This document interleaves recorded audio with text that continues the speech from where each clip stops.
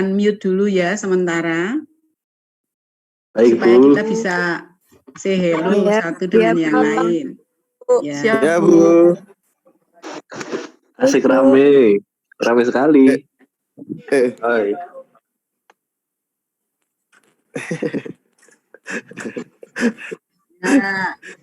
Ahyar Imansyah, selamat siang. Siva Aulia, Alvin Bagas, dan semuanya. Yang Bu. Ya, Yang semuanya. Sehat-sehat ya semua? Alhamdulillah. Sehat. Ini saat-saat lagi pandemi seperti ini, doa kita selalu yang utama diberi berkah sehat semuanya. Sehingga kita bisa melakukan aktivitas dengan normal, dengan lancar ya sehari-harinya. Amin. Amin. Amin, Bu. Ini untuk pertemuan yang pertama, ini nanti saya belum akan masuk membahas materinya, negosiasi bisnis, belum. Nah, pertemuan pertama ini saya hanya akan gunakan untuk pendahuluan dulu. Ya. Yang pertama, untuk berkenalan. Ada yang belum pernah ketemu dengan saya di mata kuliah yang lain? Belum pernah, Belum pernah ya? Belum. Berarti belum pernah bertemu dengan saya. Kecuali mungkin ada yang PA saya, kalau ada. Ya, kalau Bu. tidak ada berarti ada. Siapa yang PA saya? Miftah, Bu. Oh, Miftahul ya? Iya. Ya. Oh ya, ketemu saya berarti. Nah, sebentar. Bu, OTW belum bisa tuh, Bu. Nah, yang belum pernah bertemu dengan saya Anastasia Riani, mahasiswa biasa panggil saya Bu Anas, Bu Anastasia, Bu Riani, siapa saja, sama saja ya. Yang penting kita dalam satu semester ke depan ini akan bertemu dalam mata kuliah negosiasi bisnis. Ini kelas A, dalam daftar itu ada 27 mahasiswanya di kelas A. Ini yang sudah join baru 22, berarti ada 5 orang yang belum join. Oh, sekarang Dewi Kriswijaya sudah masuk, berarti ada 4 lagi yang belum masuk.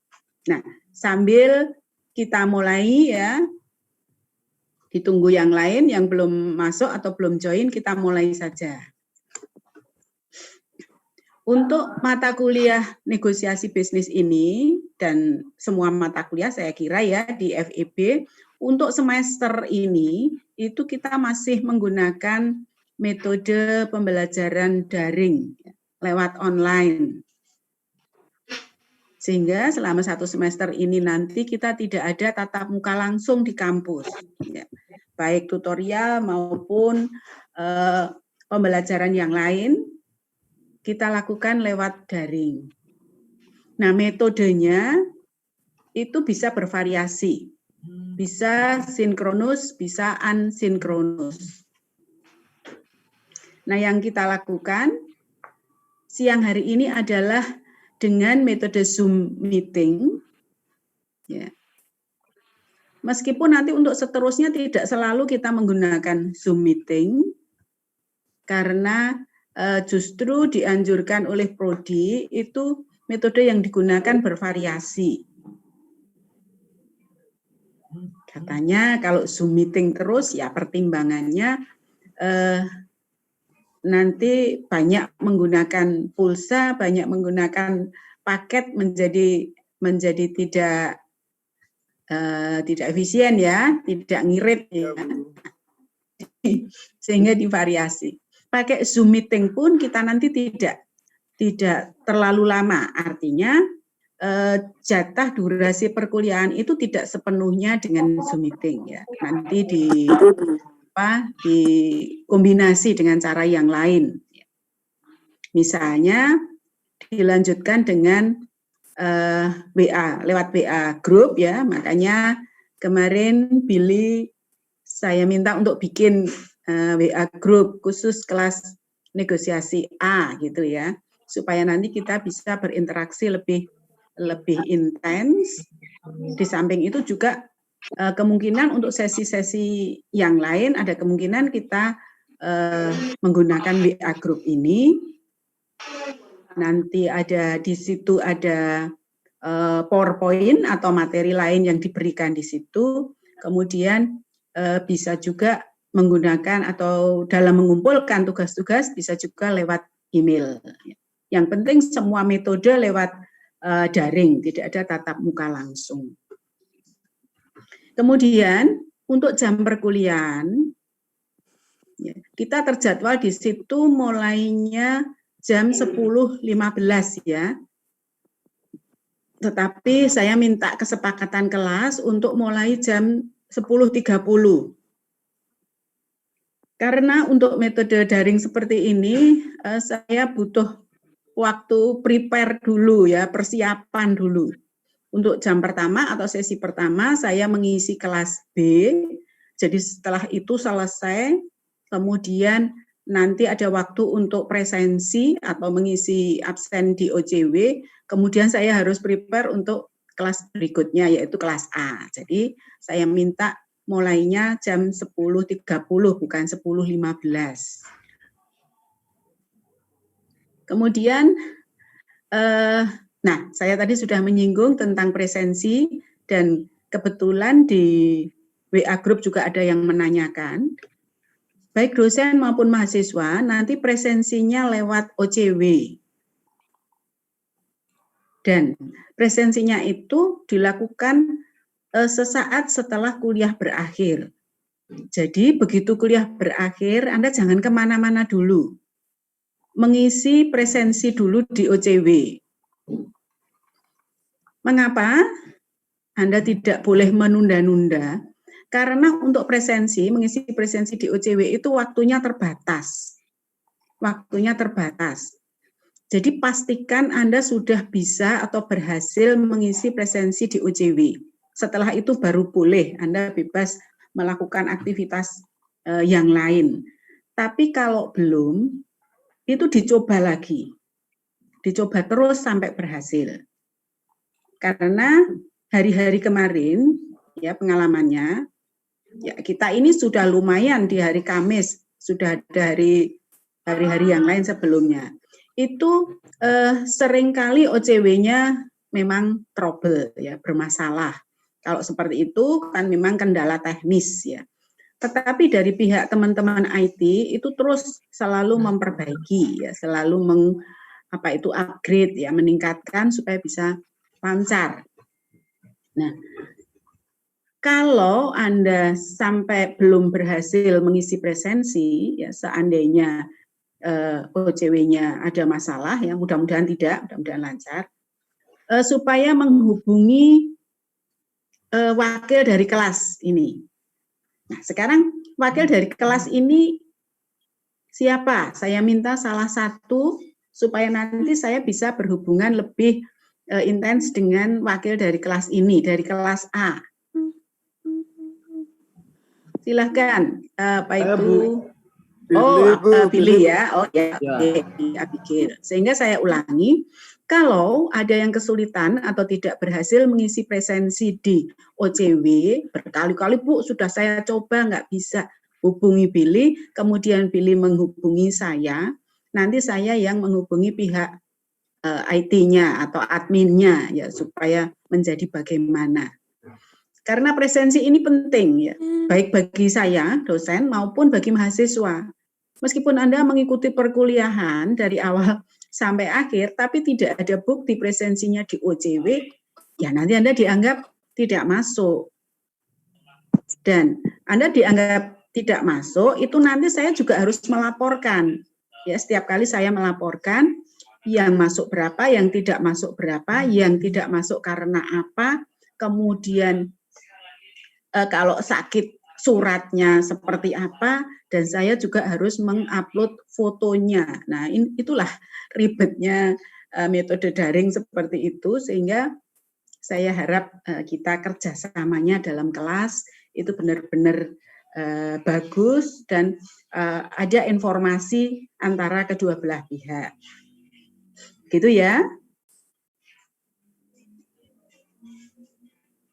Nah, sekarang sebelum saya masuk ke RPS-nya, penjelasan RPS, karena ini pertemuan yang pertama, saya diminta oleh Prodi untuk mengingatkan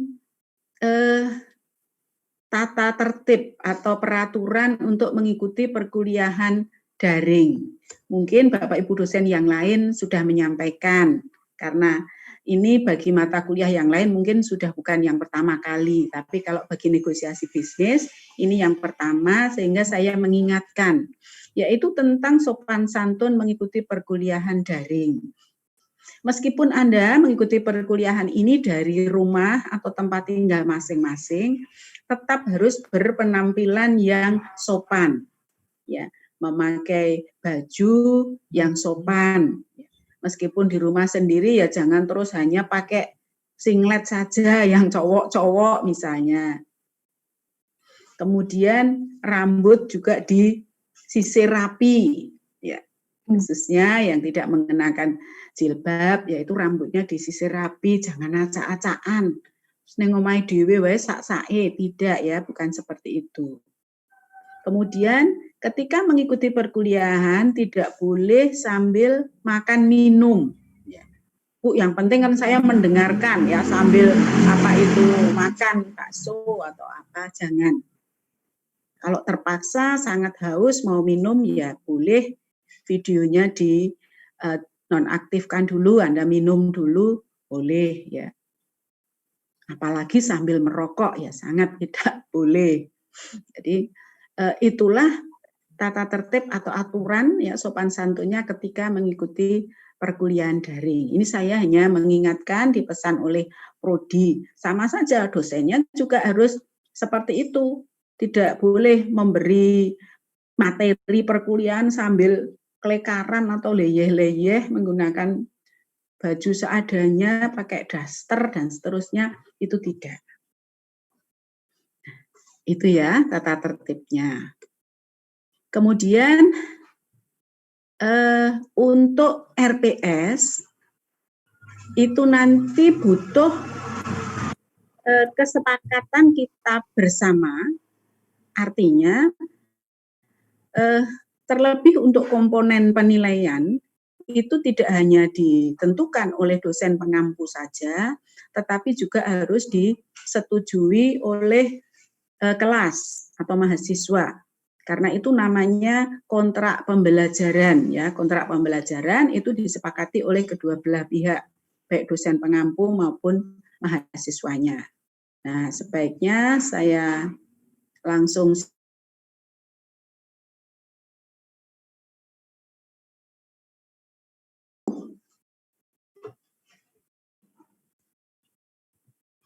bisa dilihat ini tayangan RPS saya?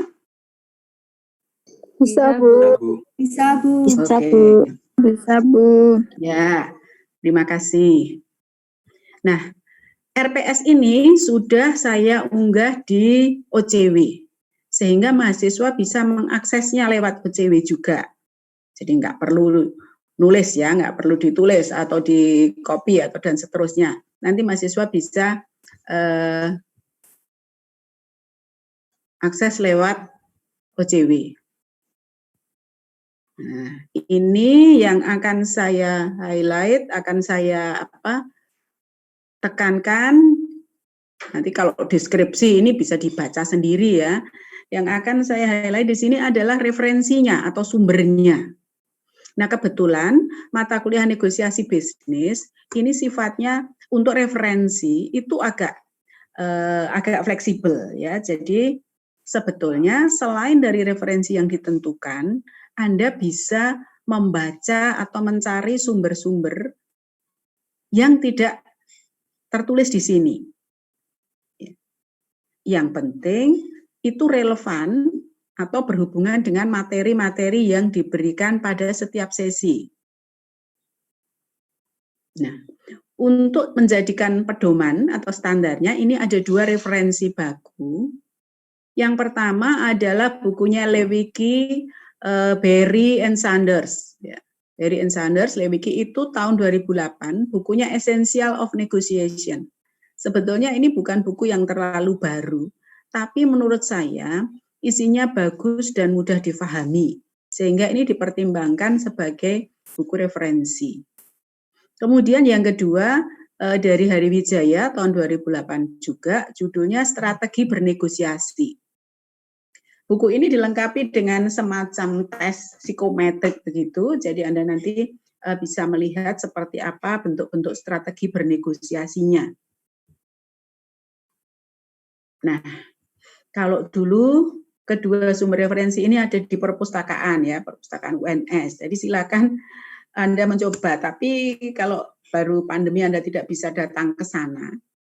Itu kalau sekarang ada cara yang lebih mudah, yaitu Anda tinggal browsing saja, ya cari sumber ini,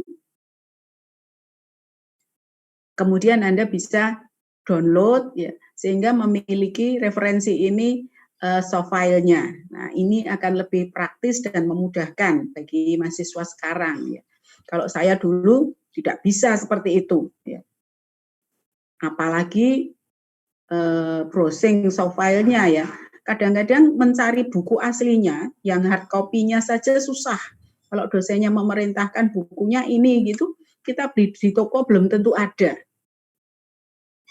Tapi kadang-kadang kalau cari buku bekas, ya, zaman dulu ada di belakang Sriwedari itu malah kadang-kadang sok ada. Ya. Jadi itu pengalaman saya, tapi itu jadul ya, waktu dulu.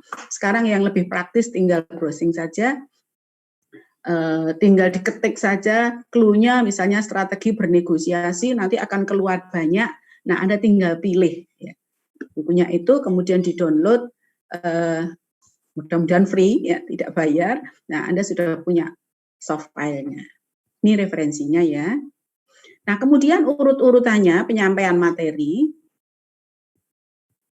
Nah, ini kolomnya untuk metode pembelajaran itu luring, itu kosong semua ya, karena kita satu semester ini pakai metode daring, tutorial, tanya jawab atau diskusi, kemudian dengan Zoom meeting, kalau nanti pakai WA group ya dengan WA group dan seterusnya. Tapi luringnya ini kosong karena kita tidak akan tatap muka selama satu semester.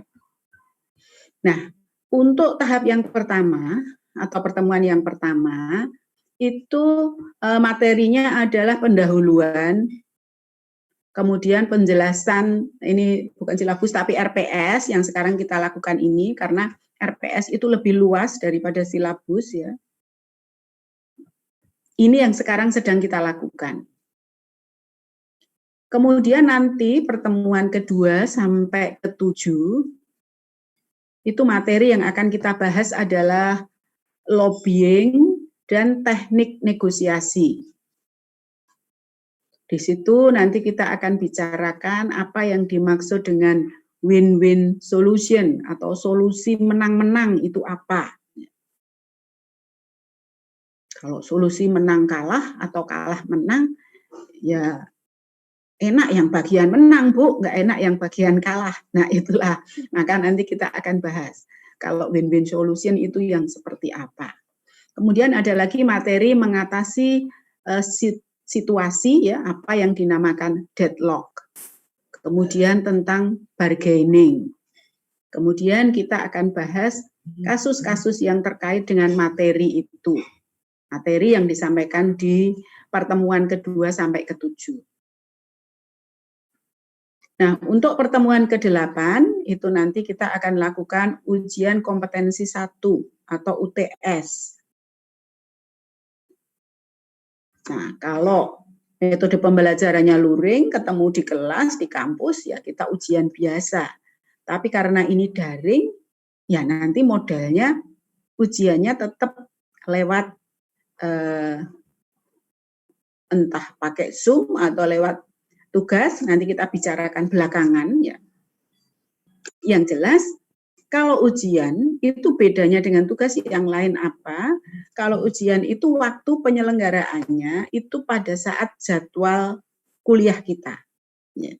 Jadi misalnya kita jadwalnya itu mulai jam 10.30 di hari Kamis, ya kalau ujian ya pada saat itu.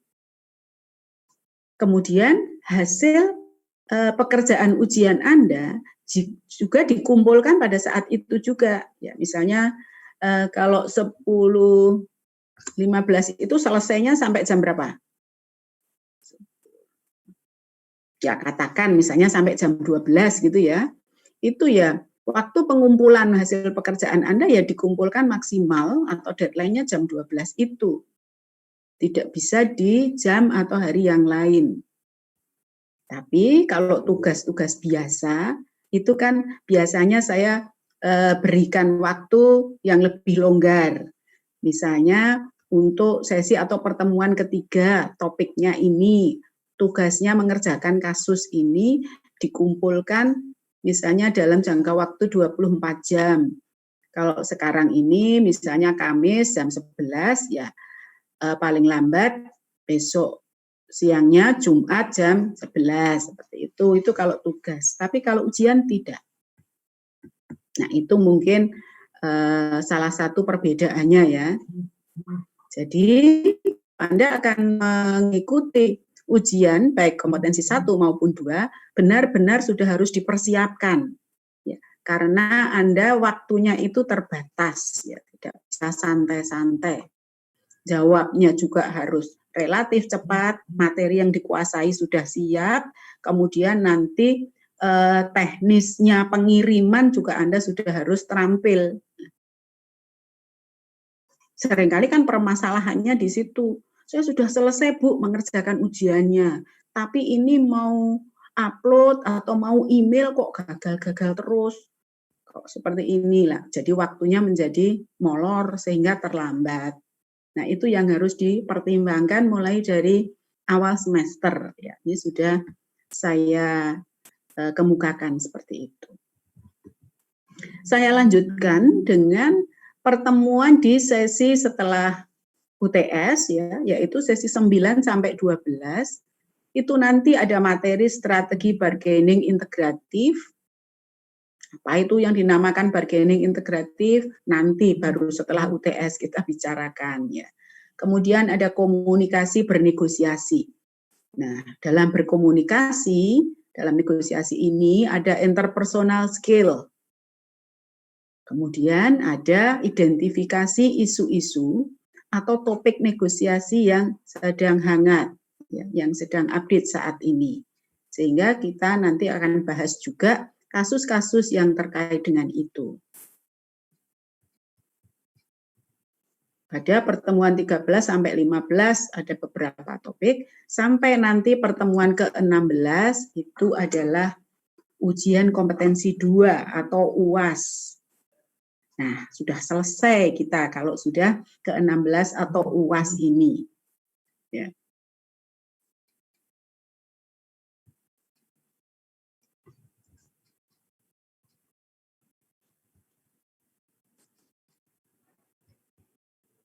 Nah, sekarang tentang nilai. Nah, seringkali kalau saya mendengarkan mahasiswa itu ngobrol-ngobrol dengan temannya, kemudian temannya, maaf ini suara saya bisa ditangkap dengan jelas ya? Bisa, Bu. Bisa, Bu. Makasih Dania. Bisa, Bu. Oke. Nah, seringkali mahasiswa itu tanya sama temennya, kamu mata kuliah apa ya, misalnya manajemen operasi, dapat berapa nilainya? Kemudian temannya itu mengatakan, aku sial, dapat C. Oh, aku no bejo, dapat A. Nah, sebetulnya kalau untuk mata kuliah negosiasi bisnis, itu untuk nilai itu tidak ada istilah bejo atau sial atau apa. Mengapa? Karena nilai akhir itu kan sebetulnya Anda create sendiri. Anda bentuk sendiri ya, Anda bahasa Jawanya Anda celengi sendiri mulai dari awal perkuliahan, ya, mulai dari sekarang ini. Bagaimana Anda bisa meng-create nilai itu? Nah, ini sekarang mari kita lihat bersama-sama komponen penilaian. Di komponen penilaian, ini ada kriteria yang digunakan untuk mengambil nilai. Yang pertama yaitu ujian kompetensi 1 atau UTS, kedua ujian kompetensi 2 atau UAS, ketiga diskusi dan presentasi kelompok, ini sebetulnya ada kelompok. Kemudian yang keempat ini tugas dan keaktifan. Nah, tugas dan keaktifan ini sifatnya individu, bukan kelompok ya. Kalau nomor 3 ini kelompok, kalau nomor 4 ini individu. Tugas dan keaktifan. Nah, untuk ujian kompetensi 1 dan kompetensi 2, ini bobotnya sama, 30%. Nah, sekarang untuk diskusi dan presentasi kelompok ini di-arrange atau dibuat pada saat dulu masih kuliah langsung ya, tatap muka di kelas. Sehingga presentasi dan diskusi ini dilakukan langsung oleh mahasiswa dalam kelompok. Sehingga bobotnya cukup tinggi, 30%. Nah, sekarang masalahnya kita ini kuliahnya kan daring. Nanti tidak bisa presentasi kelompok secara langsung. Nah, bentuknya nanti tetap bisa dalam kelompok membuat tugas, tetapi tidak dipresentasikan secara langsung, tetapi di-share baik ke saya selaku dosen maupun ke teman-teman dalam kelas. Jadi di WA Group. Nanti teknisnya seperti itu. Sehingga menurut saya, karena ini metode pembelajarannya berbeda, maka diskusi dan presentasi kelompok ini bobotnya menjadi 20%. Bukan 30 lagi, tapi jadi 20%. Mengapa demikian? Ya karena tadi effortnya kan jadi beda, usahanya beda, kemudian tingkat kesulitannya juga beda, sehingga ini jadi 20%. Sedangkan yang keempat, tugas dan keaktifan itu sekarang menjadi 20%. Sehingga totalnya menjadi 100%. Apakah penjelasan saya bisa diterima dengan baik? Bisa, Bu. Bisa, Bisa, Bu. Bu. Ya, Bu. Oke. Sekarang kalau bisa diterima, sekarang saya tawarkan ya. Ini tadi kan bobot ini kan usulan dari saya, 30%, 30%, 20%, 20%. Nah, sekarang saya tawarkan, apakah Anda mempunyai pertimbangan yang lain atau usulan yang lain tentang bobot penilaian ini? Ya. Kalau Anda mempunyai usulan lain yang berbeda dengan saya, silahkan. Saya beri kesempatan, jadi audionya, ya suaranya di-unmute dulu. Kalau ada yang mau usul atau bertanya, silahkan.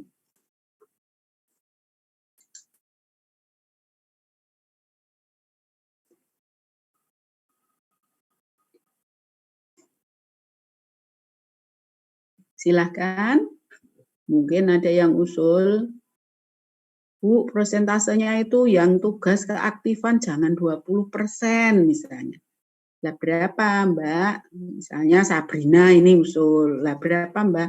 Mau 40%. Nanti saya tak aktif sekali gitu, misalnya.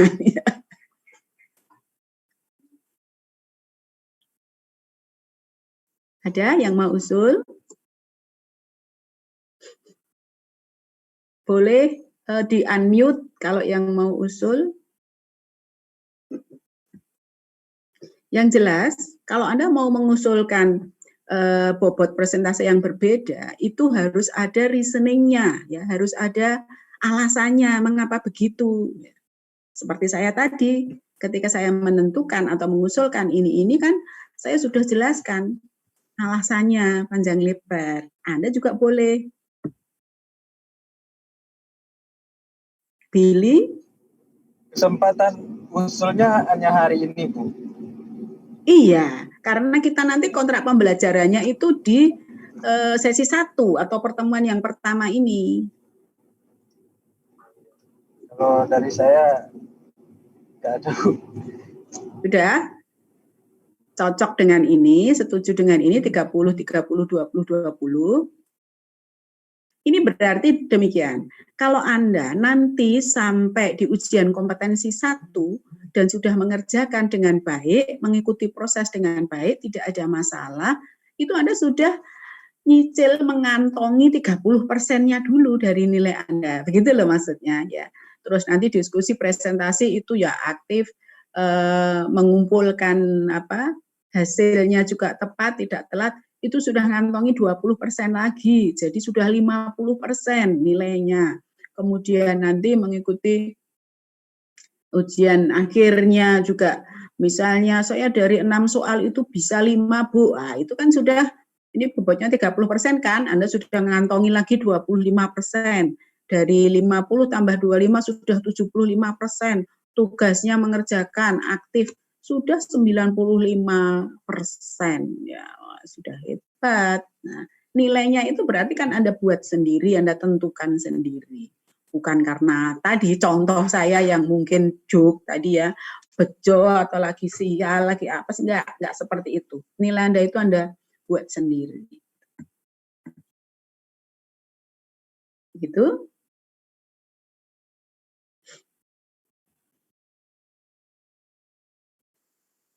Apakah ada yang mau diusulkan? Saya beri kesempatan ya.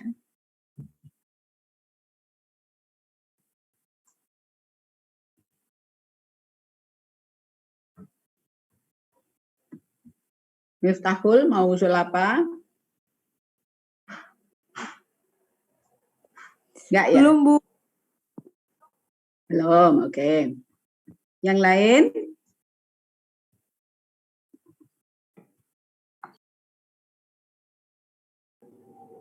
Belum, Bu.